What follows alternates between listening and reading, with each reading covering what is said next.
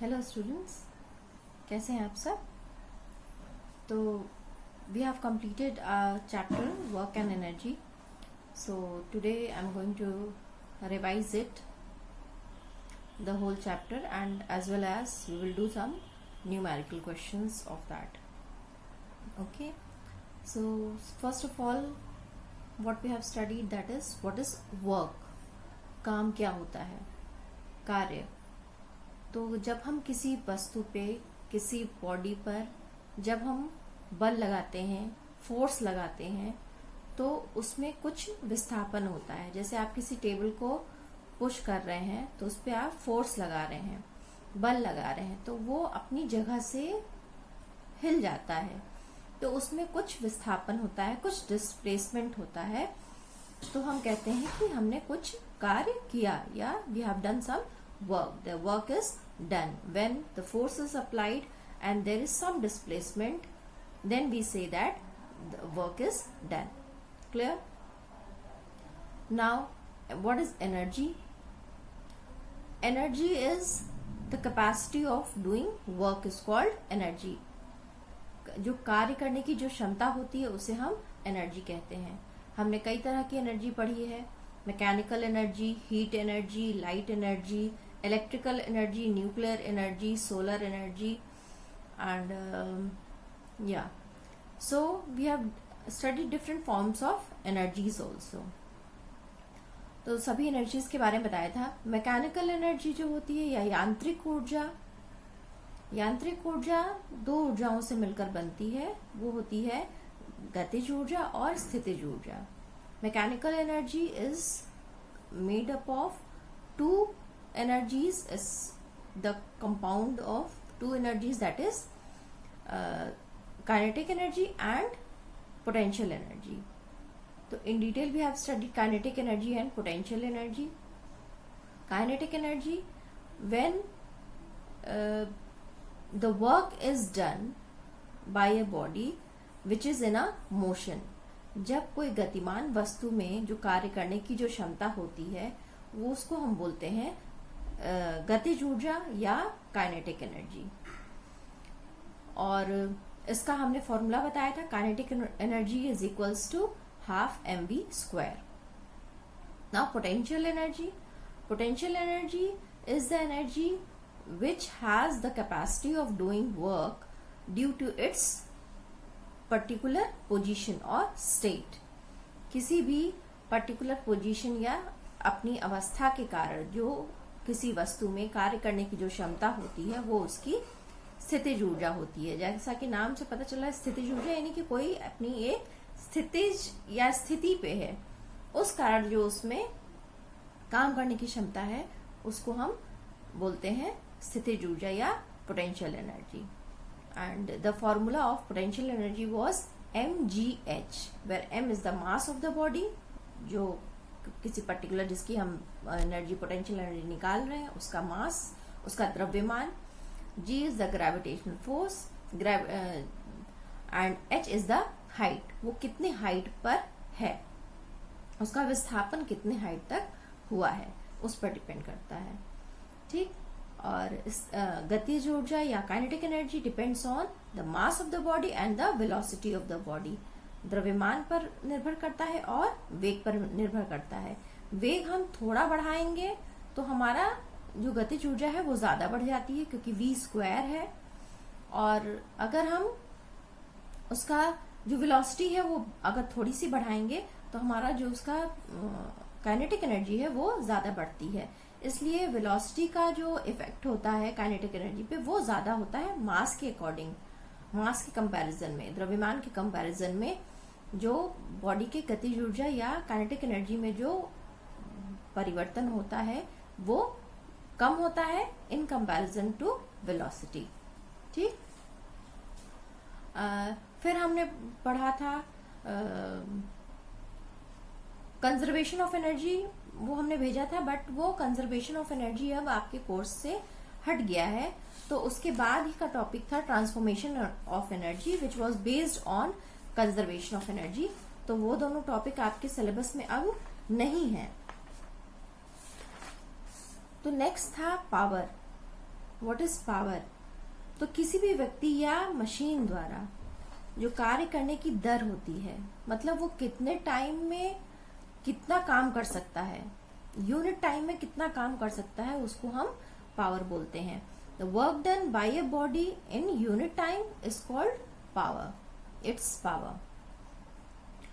Power is equals to, the formula was power is equals to work upon time. तो work को आप force into displacement से भी निकाल सकते हैं, तो force into displacement upon time. और एक और फॉर्मूला तब बन गया था, power is equals to force into velocity या स्पीड। तो आप किसी भी क्वेश्चन में, किसी भी न्यूमेरिकल में अगर उसके सामर्थ्य की बात कर रहा है, पावर की बात कर रहा है, और क्वेश्चन में उस बॉडी का मास दिया हुआ है और वेलोसिटी या वेग दिया हुआ है, तो वहां पर हम m इंटू वी वाला फॉर्मूला पावर निकालने के लिए कैलकुलेट करेंगे, यूज करेंगे। या पावर दिया है, मास दिया है, तो वेलोसिटी निकाल सकते हैं। तो इस तरह से हम न्यूमेरिकल्स उस पे बेस्ड हम कर सकते हैं। कुछ और चीजें थी कि किलोवाट को चेंज कर सकते हैं वॉट में। यस, यूनिट की बात करें तो वर्क और एनर्जी की यूनिट होती है न्यूटन मीटर, क्योंकि newton is the unit of force and metre is the unit of displacement. तो फोर्स इंटू डिस्प्लेसमेंट से आया था न्यूटन मीटर, जिसको हम जूल भी कहते हैं। तो वर्क और एनर्जी, और चूंकि एनर्जी हम वर्क के ही बेसिस पे कैलकुलेट करते हैं कि कितना वर्क डन हुआ है, तो दैट इज जूल। वर्क और एनर्जी का यूनिट जूल है और पावर का यूनिट वॉट है। 1 किलोवाट इज इक्वल्स टू 1000, आप जैसे जानते हैं 1000 वॉट होता है।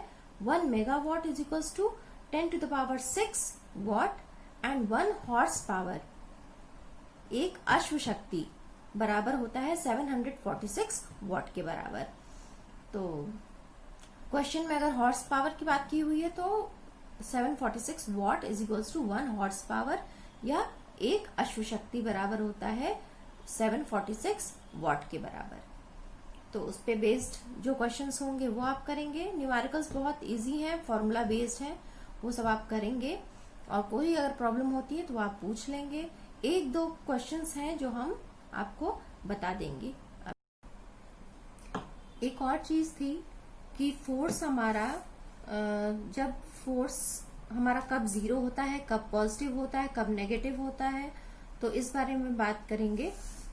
फोर्स जब हमारा जो लगने वाला फोर्स है उसके अगर उसी दिशा में अगर विस्थापन हो रहा है, बल की दिशा में अगर विस्थापन हो रहा है, तब हमारा फोर्स जो होता है, जो वर्क डन होता है वो पॉजिटिव होता है।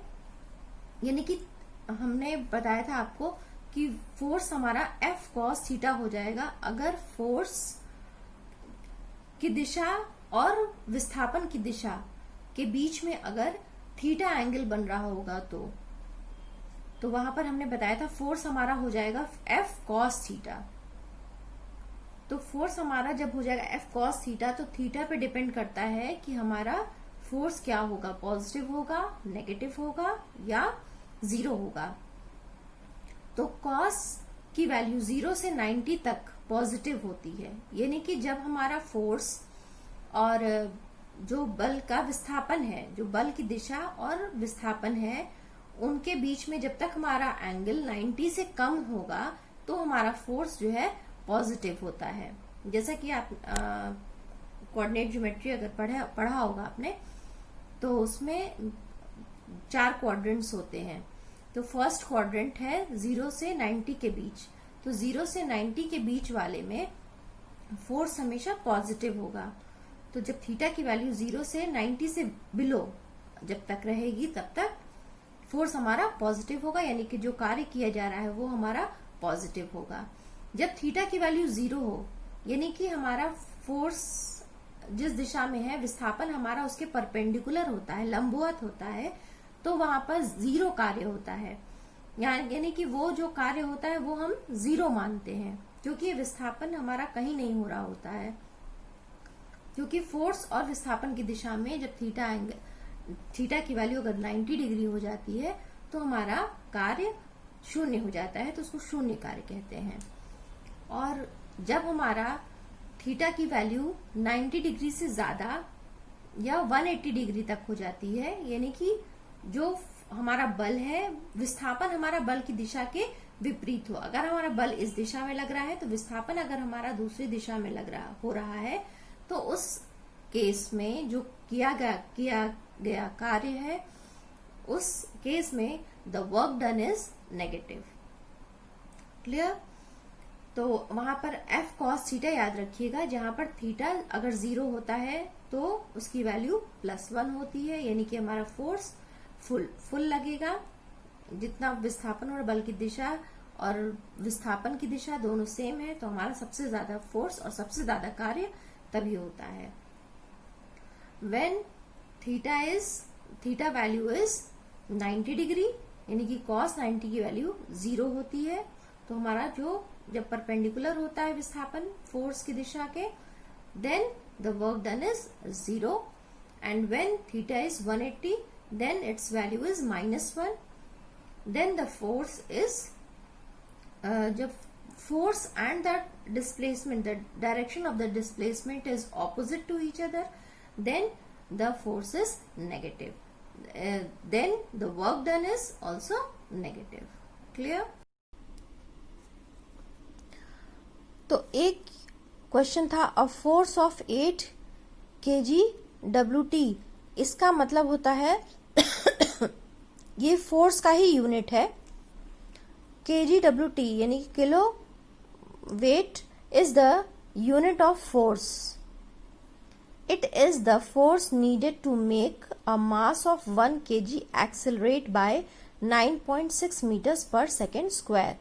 जब कोई चीज हमारी वर्टिकली जब मूव करती है तो उसमें जो 1 kg मास को एक्सेलरेट करने के लिए जो हमारा फोर्स लगता है वो होता है हमारा kg वेट। तो 1 kg weight is equals to 9.8 newton के बराबर होता है। तो ये फोर्स की यूनिट है। ठीक, kg weight is the unit of force. तो क्वेश्चन है, a force of 8 kg weight is applied to a body.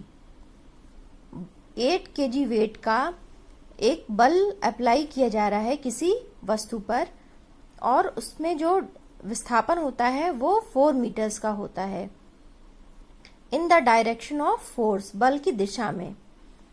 तो हमें उसका कितना कार्य किया है, तो we have to calculate the work done. Calculate the work done by the body.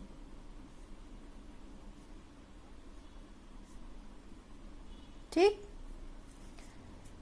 तो work done is equals to force into displacement होता है। और चूंकि आपको बताया है कि फोर्स इज 8 kg वेट, तो 1 kg weight is equals to 9.8 newton force के बराबर होता है। तो जो हमने कैलकुलेशन सीखा है वो न्यूटन के बेस पे सीखा है। तो 1 kg weight is equals to 9.8 newton के बराबर है। तो 8 kg weight will be 8 into 9.8 के न्यूटन के बराबर हो जाएगा।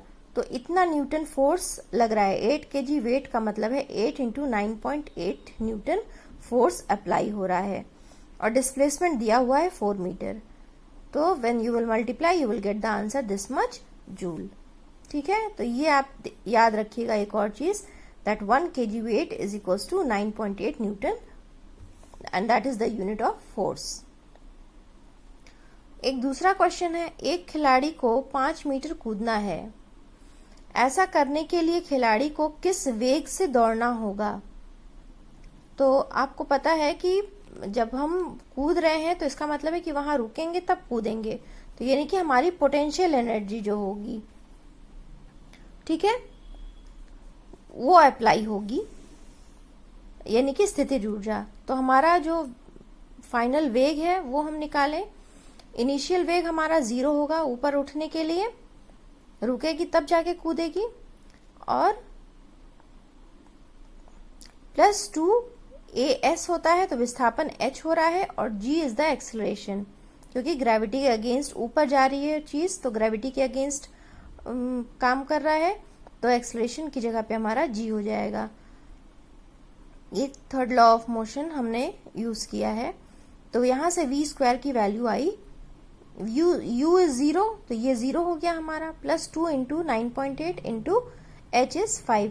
कहीं कहीं पर 9.8 की जगह पे 10 लिया जाता है, क्वेश्चन में दिया रहता है। अगर क्वेश्चन में नहीं दिया है तो आप 9.8 ही लिखेंगे। अगर मेंशन किया हुआ है 10 या 9.8, देन उसके अकॉर्डिंग आप उसको अप्लाई करेंगे क्वेश्चन में। तो v स्क्वायर की वैल्यू हो गई 98। तो v की वैल्यू हो गई, हमें v की वैल्यू निकालनी थी, किस वेग से दौड़ रहा है, तो v वॉज अंडर रूट 98। इसकी वैल्यू निकालेंगे तो 9.8 आएगा, विच इज अप्रोक्सीमेट वैल्यू। कहीं कहीं पर आंसर 10 मीटर्स पर सेकेंड दिया हुआ है, तो अप्रोक्सीमेट वैल्यू दी हुई है, दैट इज तो आ जाएगी 10 मीटर। अगर आप इसकी वैल्यू 10 लेंगे तो यहाँ से v स्क्वायर की वैल्यू 100, ये दैट मीन्स v की वैल्यू आपकी 10 आ जाएगी। क्लियर है? तो ये भी इस तरह के भी क्वेश्चंस हैं, और बाकी जो दूसरे क्वेश्चंस हैं वो डायरेक्ट फॉर्मूला बेस्ड है, तो वो आप करेंगे। और अगर किसी क्वेश्चन में प्रॉब्लम होती है then you can ask. Clear? Okay, thank you.